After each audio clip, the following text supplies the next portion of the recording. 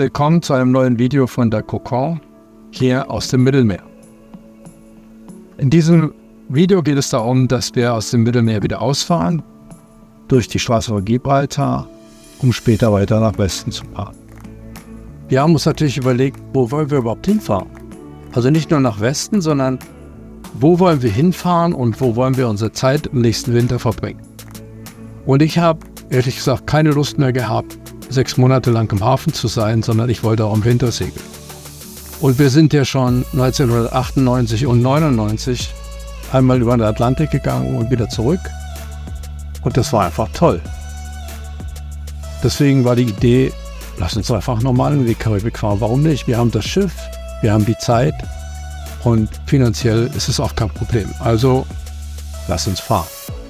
In diesem Video geht es also darum, den ersten Teil zu zeigen, wie wir von Valencia Mar im Mittelmeer rausfahren, durch die Straße von Gibraltar Richtung Westen.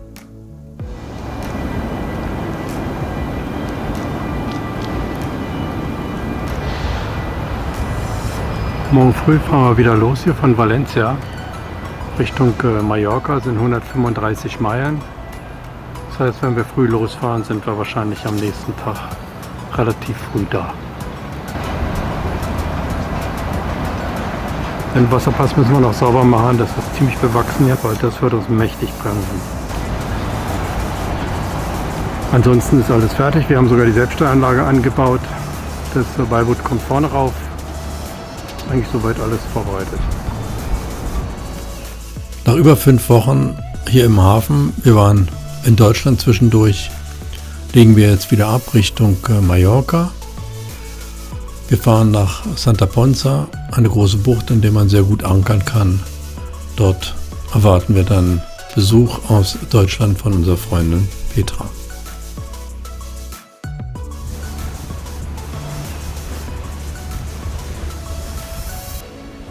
Neben uns fährt die Carpe Diem, eine Aphrodite 33, die haben wir in Valencia kennengelernt. Sie sind in etwa gleich schnell mit uns, außer wenn der Wind ein bisschen stärker wird, dann sind wir natürlich ein bisschen schneller. Aber die Fahrt ist ziemlich ruppig. Unterwegs ist uns dann noch das Genua-Fall gebrochen. Die Genua ist runtergerauscht. Nicht so einfach, diese 64 Quadratmeter zu beherrschen bei 20 Knoten Wind von vorne. Aber wir haben einen Ersatzfall und konnten das dann wieder hochziehen. Wir hatten zwar die Windsteueranlage angebaut, aber die nutzt nicht besonders viel, weil der Wind dreht ständig. Wir haben sie schließlich außer Funktion gesetzt und steuern stattdessen elektrisch. Nach 28 Stunden kommen wir schließlich in Santa Ponsa an.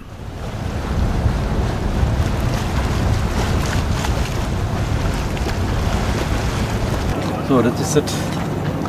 Hier ist das Pfeil, was gerissen ist. Von unserem Vorsegel, von unserem Genua. Müssen wir jetzt erstmal abschneiden, dass wir auch den Rest hier brauchen können. Hier, für hier. Und dann müssen wir sehen, dass wir daraus Neues machen, aber das ist schon alt. So, aber das kriegen wir nicht mehr durchgezogen. Über Geschmack lässt sich ja bekanntlich nicht streiten, aber da muss man, glaube ich, ein ausgeprägtes Selbstbewusstsein besitzen. Der Bug hat auch seine eigene Form. Also, Wahnsinn. Also dieses Ding schwimmt und ist so eine Art Badewanne. Netz unten drunter. Damit man nicht verloren geht oder vielleicht ein Fisch kommt oder so. Das dritte Equipment wird jetzt auch aufgeblasen, so eine Art Rutschbahn. Super. Ja, was man also braucht, ne? Hinten kommt die nächste Kleinigkeit. Katamaran. Auch nicht gerade der billigste. Dafür verlässt der Kumpel hier gerade die Bucht. Vielleicht wird sie mir langsam zu eng.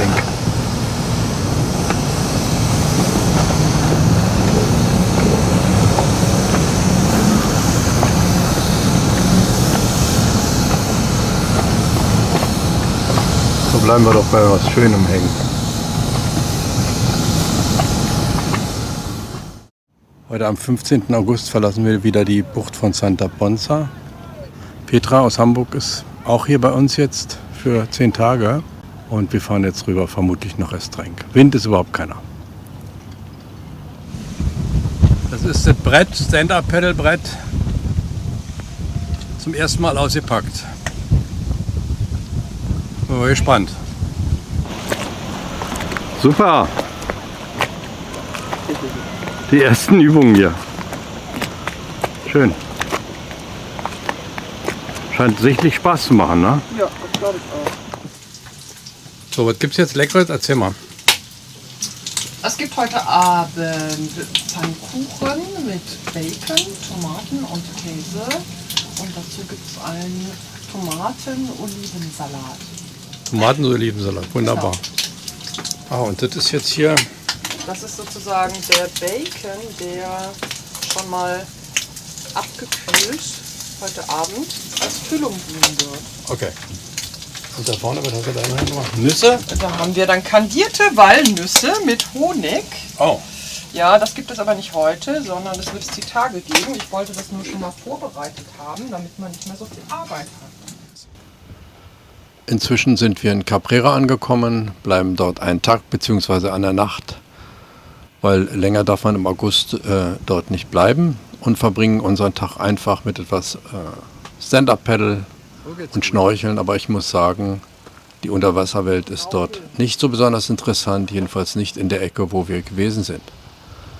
Es gibt relativ wenig Fische, es sei denn, man lockt sie mit Brotkrumen etc. an.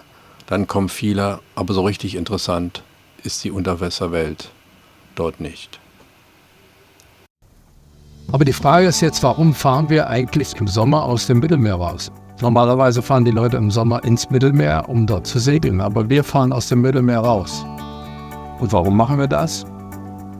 Ich glaube, dass im Mittelmeer es im Sommer erstens zu voll ist, viel zu teuer ist und dadurch, dass es so voll ist, auch unheimlich laut ist. Die Ankerplätze sind überfüllt und so weiter, und die Wassertemperatur ist oftmals 30 Grad oder mehr.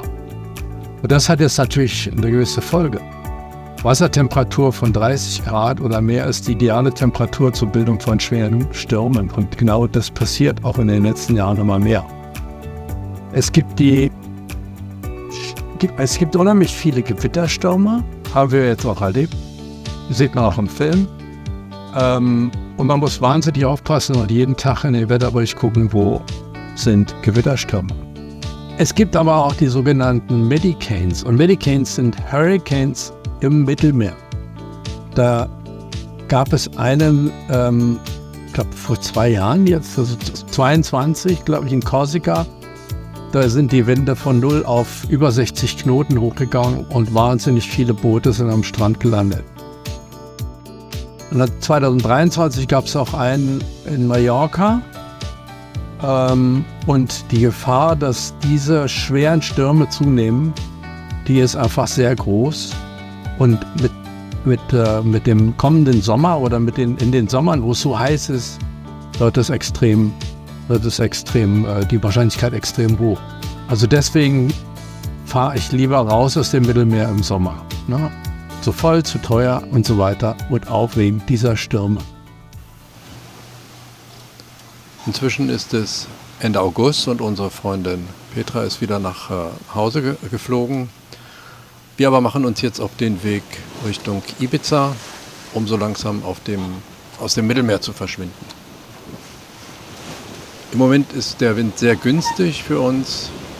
Den nutzen wir natürlich noch, um nach Ibiza rüber zu fahren, aber es gibt einen zweiten Grund, warum wir relativ schnell wegfahren von Mallorca. Das ist eine riesen Gewitterfront, die breitet sich vom Festland aus, der Gegend von Denia und Valencia aus und geht im Wesentlichen über Mallorca. Aber auch wir hier in Ibiza kriegen einiges ab.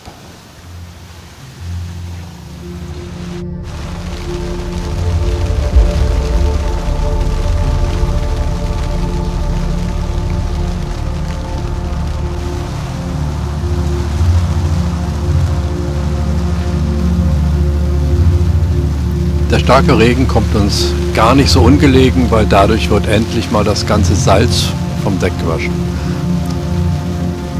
Zum Glück zieht das Gewitter nicht genau über uns hinweg, aber es gibt schon einige Blitze, die relativ dicht bei uns in der Nähe sind. Das ist natürlich etwas unheimlich, aber man kann ja nichts machen.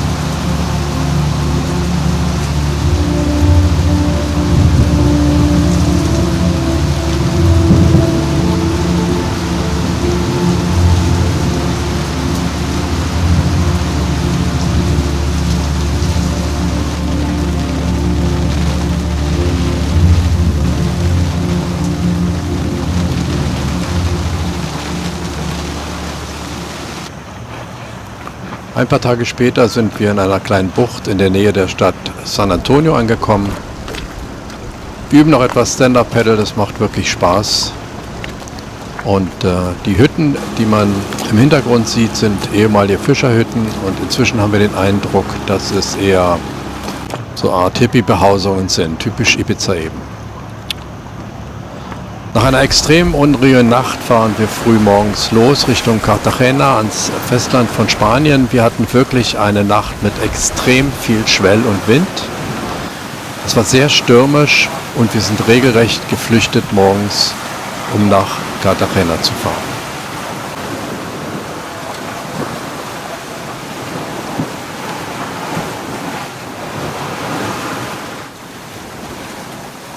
So, im Hintergrund sieht man auch die Küste von Ibiza, die verschwindet und wir sind auf dem Weg nach Cartagena.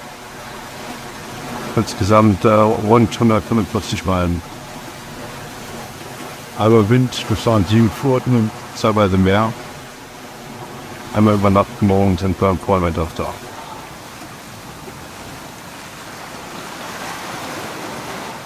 Was mir noch einfällt zum Mittelmeer und weil die Häfen so teuer sind und so weiter, was ich für Apps nutze, um gut im Mittelmeer zu fahren, das ist erstens Navili.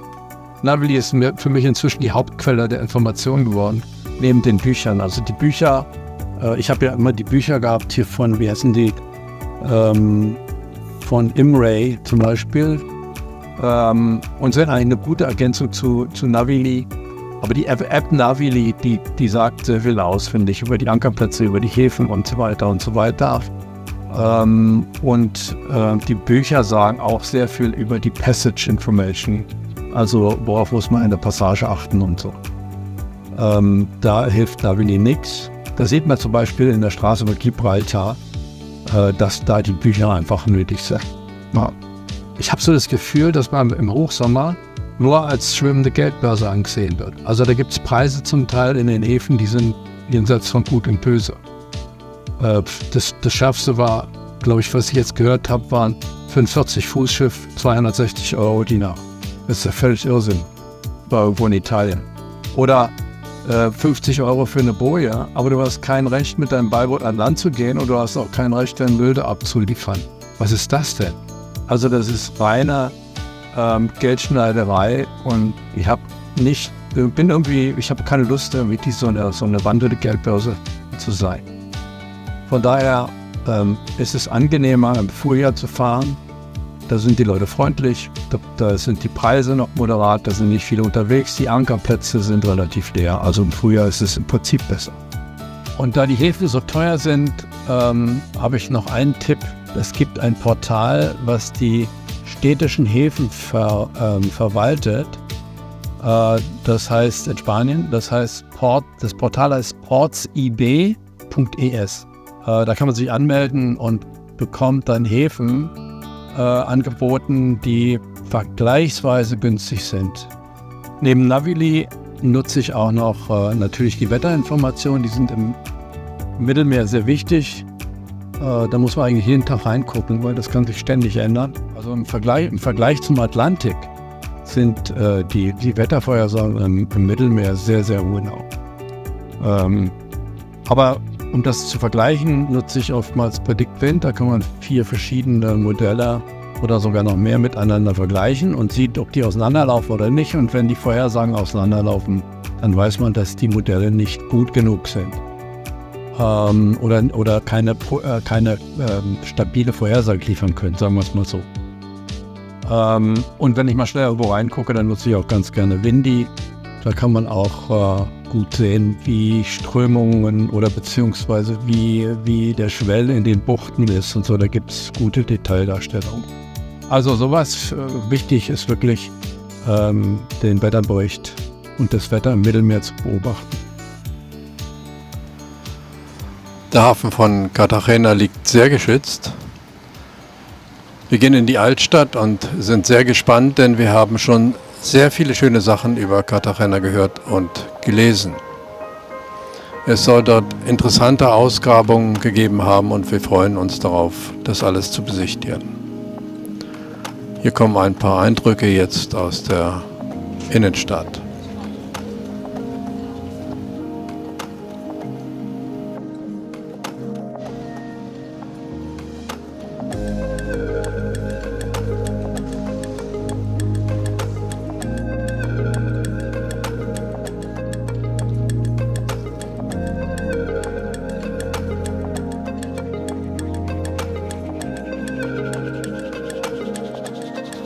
In Cartagena gibt es unheimlich viele Baustellen.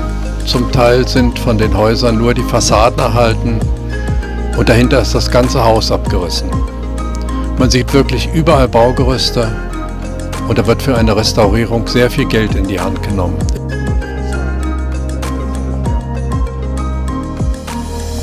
Das römische Theater wurde im Jahr 1 bis 5 vor Christus erbaut. Es konnte 7000 Zuschauer fassen. In den folgenden Jahrhunderten wurde viel umgebaut, dann auch darüber gebaut. Es entstand ein ganzes Stadtviertel und erst 1990 wurde dieses alte römische Theater wieder entdeckt, bei Ausgrabungen, was natürlich eine Sensation war. In den Straßen um das Theater herum sieht man an den Wänden in vielen Bildern die Geschichte des Fundes, den Wiederaufbau bzw. die Ausgrabungen etc. Extrem interessant.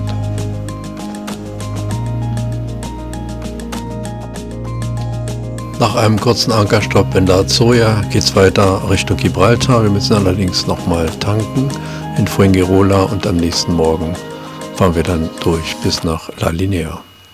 Ich habe ja schon über die Alboransee gesprochen. In der Alboransee gibt es im Wesentlichen 2 Windrichtungen. Entweder der Wind kommt aus Osten, das ist der Levante, oder der Wind kommt aus Westen, das ist der Poniente.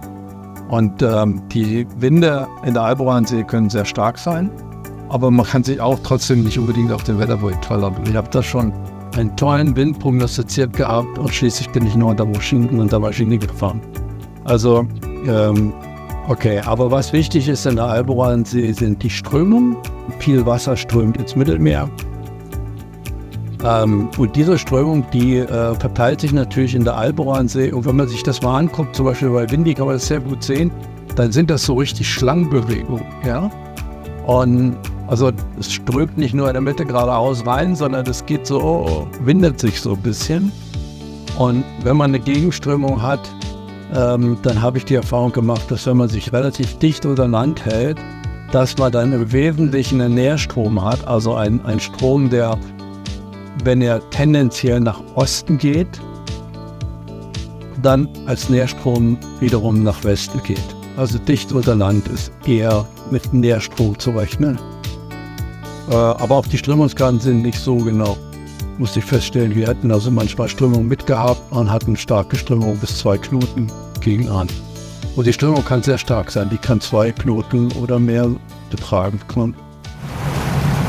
Heute ist der 7. September 2021. Wir kommen jetzt hier in Gibraltar wieder an, nachdem wir nachts einen Tankstopp gemacht haben in Fuengirola.